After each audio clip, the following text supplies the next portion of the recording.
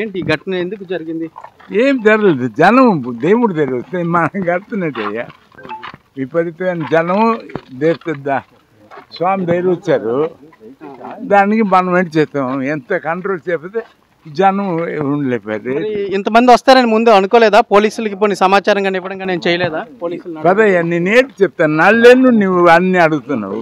పోలీసులు ఏమైనా అడిగారండి సహాయం కావాలి అని ముందుగా? అవును, ఇంతమంది వస్తారు, మాకేం తెలుసాయా? గుడి కట్ట నుంచి ఇంతమంది ఎప్పుడు రాలేదు. అంటే మీరు ఏజ్డ్ కదా, పోనీ బయట వ్యక్తుల సహాయం అయినా తీసుకోలేకపోయారా? పోనీ 95 అయింది నాకు.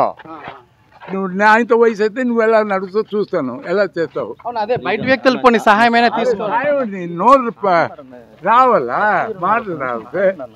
ఏదయ్యా మీరు ఆర్డర్ పెడుతున్నారు? మరి ఏమంటారు ముకుంద్ గారు? ఇప్పుడు ఇంత పెద్ద ఘటన జరిగింది. ఉండరా తీరా అయ్యా, పదనైనా రానైనా తీరా బండి, అందరు పెద్దవాళ్ళు ఉండి నా బండి చూడొచ్చు. మొత్తానికి 95 ఏళ్ల వయసు ఆయనకి.